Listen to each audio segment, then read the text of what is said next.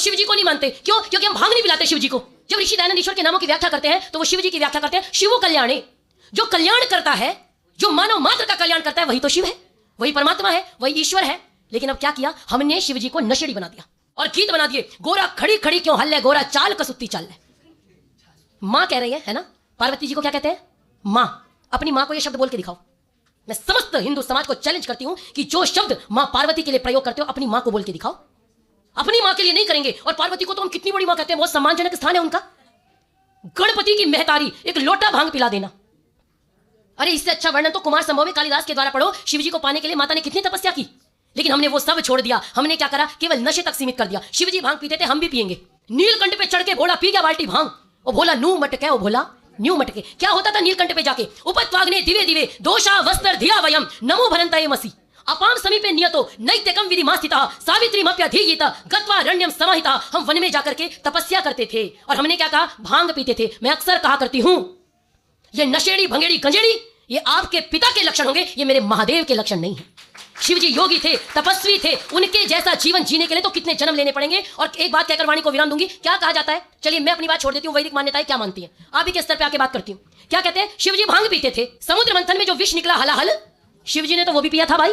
अब जो शिव जी को मान करके भांग पी रहे हैं, मैं कहती हूँ थोड़ा सा विष पी के मर क्यों नहीं जाते? कम से कम शिव जी को नशेड़ी तो नहीं कहोगे।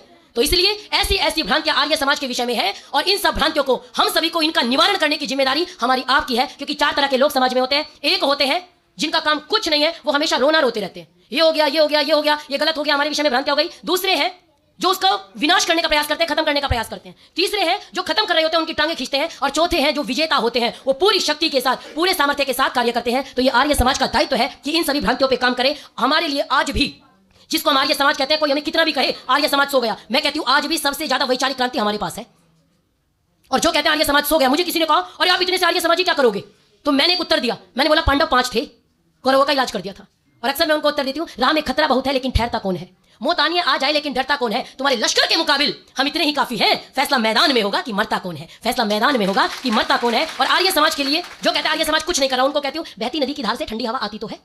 जब जब आक्षेप किया गया हिंदू समाज में, आर्य समाज ने चाहे वो रंगीला रसूल लिख के दिया उत्तर, चाहे वो कुछ और लिख के दिया, आर्य समाज ने उत्तर दिया बहती नदी की धार से ठंडी हवा आती तो है, नाव जर्जर ही सही लहरों से टकराती तो है, एक चिंगारी भी कहीं से ढूंढ के लाओ तो तुम, इस दिए में तेल से भीगी हुई बाती तो है, इस दिए में तेल से भीगी हुई बाती तो है। आप सभी ने बहुत स्नेह से सुना, बहुत प्रेम से सुना। आर्य समाज के सभी लोगों का बहुत बहुत आभार, बहुत बहुत धन्यवाद। आदरणीय सुधा जी यहाँ विराजमान है, मैं उनकी चर्चा ना करूँ ऐसा हो नहीं सकता। एक मिनट बस, मैं बहुत कम घरों में जाती हूँ, मैं अवॉइड, मतलब मेरा स्वभाव है, ऐसा नहीं कि मैं जाती नहीं हूँ, मेरा स्वभाव है मैं बहुत कम जाती हूँ। लेकिन सच में वो पहले दिन अपने घर ले गई, मैंने